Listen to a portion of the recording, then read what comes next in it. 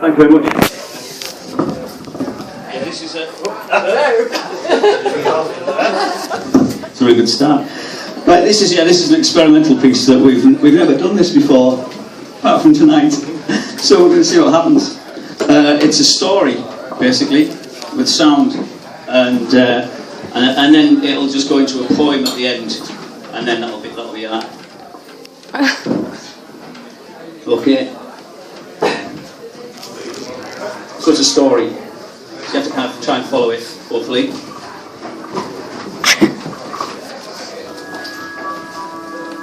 Sat on a chair in front of the desk in the centre of the job centre, the claimant's words were sticking to the back of her throat. Some seated, some standing, not sure whose turn it was. While Jupiter is in the ascendant and the moon is in your second house, you will be entering a period of abundance. Realise that chance is just a state of mind, risk will be abolished, and you will have the Midas touch. These weren't the words sticking to the back of the claimant's throat, by the way. They were still circling around inside her head. Sat behind the desk in the centre of the job centre, job-seeking advisor Ms. Leeson addressed the claimant with 5 inquiring yeses. The resemblance of these yeses to the sound that a dog might make whilst locked in a car parked in direct sunlight increased with each utterance. I won't do the yeses because apparently I don't do very good animal impersonations. You should do it. But I will, of course, if you insist. Thank you. By the way, dogs do not respond very well to heat because they've only got sweat glands on their little noses and on the pads of their feet. Okay. Yes. If, looking at this woman sat at this desk in the centre of the job centre, looking at her, you wouldn't think looking at her, now there is a woman with a strong will to live. No, it's not there in her eyes. It's not necessary. It's not required. She is finding each day there waiting for her. There, standing over her as she wakes in the morning and following her, watching her as it passes, and then standing side by side with the next day, and both of them standing side by side over her as she closes her eyes to sleep. She can feel them both there waiting to begin to end, to end, to begin, to begin, to end, to end, to begin, to begin, to end, to end, to begin, to begin, to end, to end, to begin, to begin, to end, to end, to begin. If by any chance you had seen this woman before when she was otherwise engaged, busy not knowing she was bored, you might look at herself there and think, well, who knows now? She received a letter about 9-10 months ago, not telling her she'd been bored. No. That would be a very peculiar letter to receive from the Department of Work and Pensions. No. This letter informed her, you have been found capable of work. Found capable and in working order. This discovery was made by a firm that goes by the name of Atholl, which her government had employed in an attempt to curb the excesses of those scurrilous, self-serving speculators, GPs. And in her case, a CPN, a community psychiatric nurse too. Yes? She arrived far too early at the sports centre that day. That's where the Atholl examinations were taking place, by the way.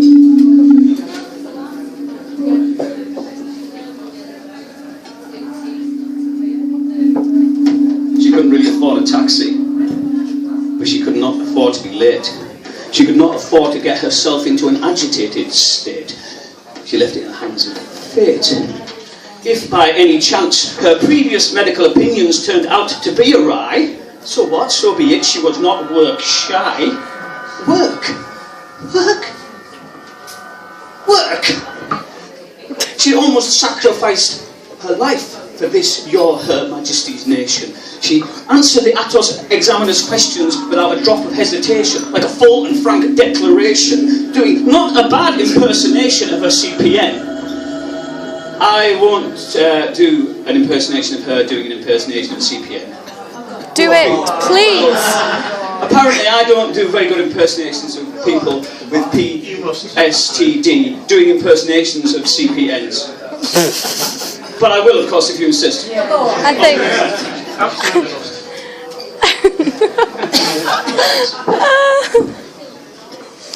It is only through the corners of a past encrusted eyes that she can see the present. The expression on the Atholl examiner's face turned a tad unpleasant at this most informative pretense, and darkened even more at her insistence that her star sign being Cancer was not just a coincidence.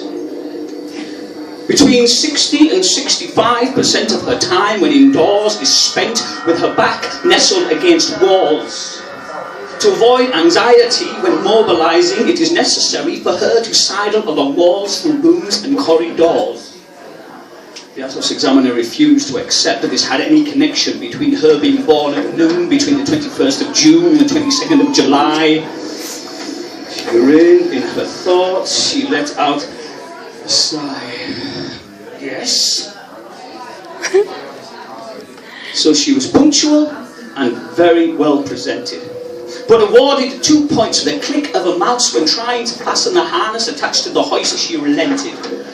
The hoist. The hoist. The hydraulic hoist by the side of the swimming pool. She was maintaining her dignity, but she was close to losing her cool. It's very difficult fastening fiddly little clasps and buckles with claws.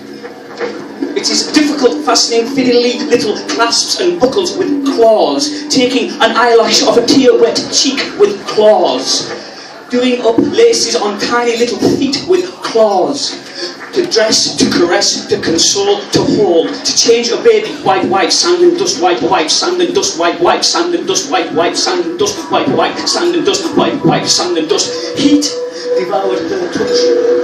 A heat that gave teeth to light, an ingesting light, a light that devoured what was there before the stars and the planets, and a touch, and a touch, and a touch, and a touch, and a touch, and a touch, and a touch. Hoisted up and over the deep end. Once the harness was secured, given the comforting words, "Do not worry, we are insured." She was lowered into the water with the drone of the hydraulics ringing in her ears. She was having problems holding on to tears that were pricking at the back of her eyes. Chloride? No, not necessary, not required. Instructed to unfasten the harness, please. She did, she could, and those previous 2 points were taken away with a clickful ease.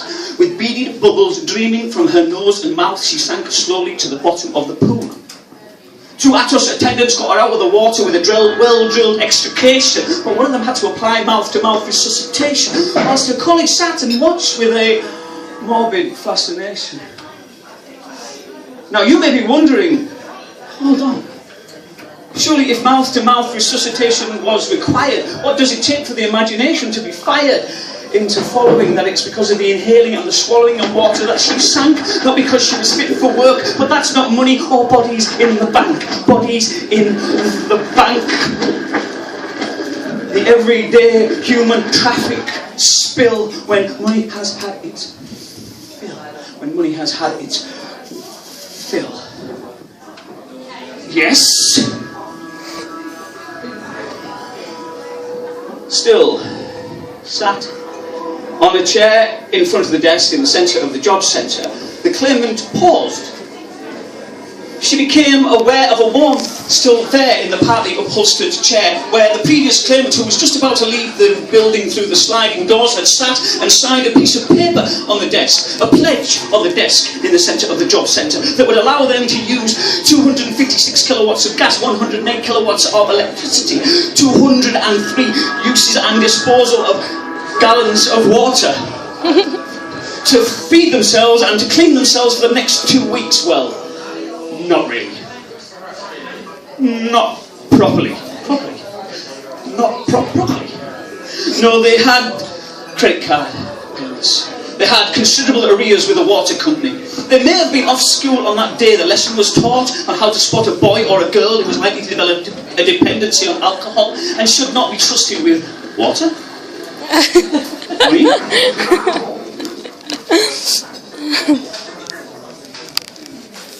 Plus, they were putting £3 a week aside every single week towards getting a pair of glasses that had a little bit of class about them. Or when you haven't felt the warmth of a kiss or a caress for over 18 months, thinking you look that little bit different might allow a kiss, a smile to be taken that might lead who knows where.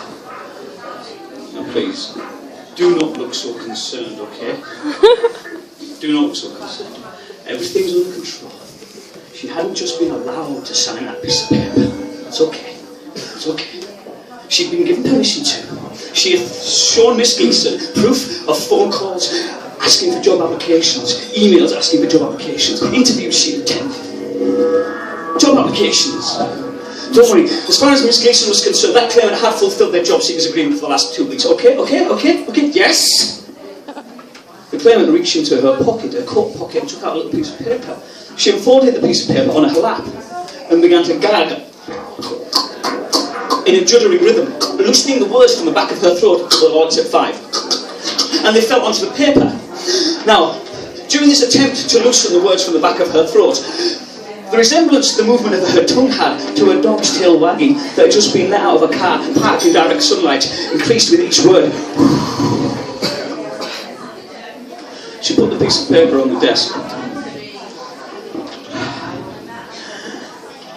In the centre of the job centre, and in the middle of this paper on the desk in the centre of the job centre were the words, "I have lost my entire fortnight's job seeker's allowance on a horse in the 345 at Kempton. Full stop. And I need the money replacing." Miss Gleason didn't respond immediately, appearing not to understand that note. Giving the appearance of not understanding, she gestured to the claimant with a nod that they perused this document together. The claimant leaned over the desk and she gripped her throat tight, held her there, and leaned in. The warmth of her breath touched the claimant's ear as she opened her mouth to speak. But there was nothing to say. It had already been said. This claimant had already been sacrificed. A scapegoat spit filled her head. The grip had loosened 5 words on the back of the claimant's throat and they were trying to get out of her mouth.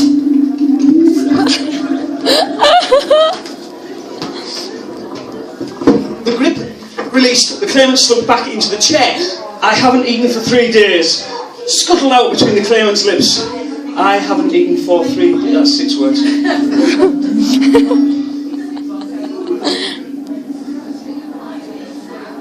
By the way, the claimant had not just given her that bit of information about her diet. No. She presented it to her in a manner that might provoke feelings of pity.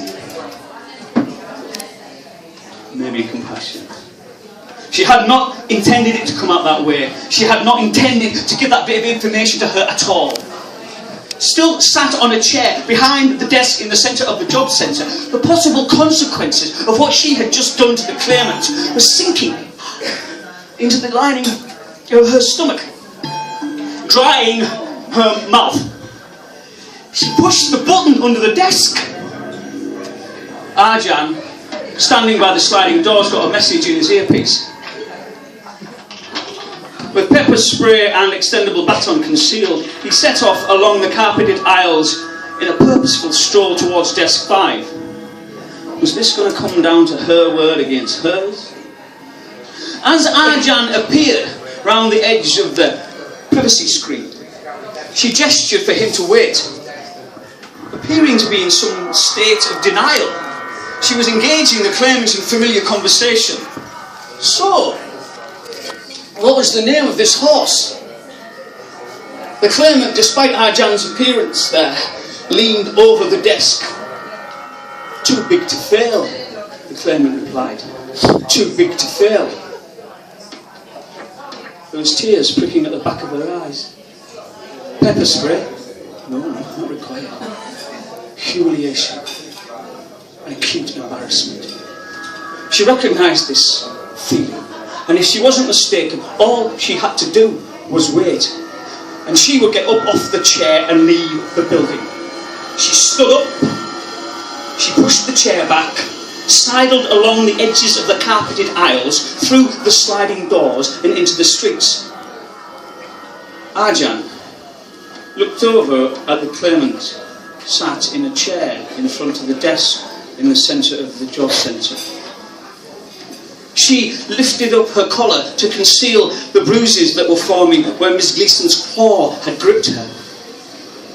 She stood up, pushed the chair back, walked along the carpeted aisles and followed Miss Gleason through the sliding doors. The spark of love and revolution occurs in the strangest of moments. Money is as innocent as the gun. A reoccurring reflection from the worship of the sun. This innocence, it cannot feel the difference on a cheek between a first and a last breath, so to speak.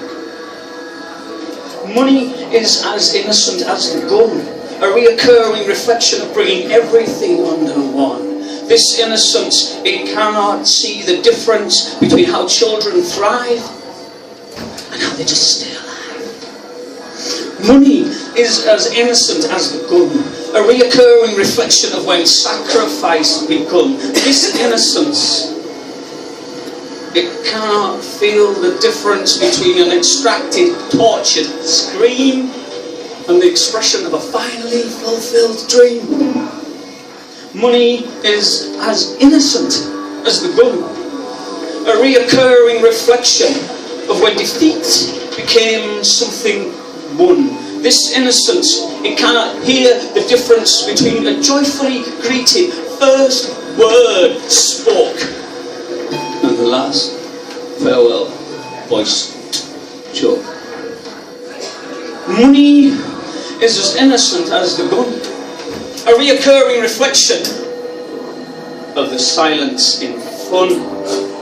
This innocence, it cannot see, it cannot tell, it cannot hear, it cannot taste, it cannot smell the difference between a yes and a no. Money is as innocent as the gun, a reoccurring reflection of that between a story told and spun. This innocence, it cannot tell the difference between a crowded beach of sun-tanned, lotioned ice cream eaters being bugged by flies and the exhumed mass grave of fly-swarmed eyes. Money is as innocent as the gun.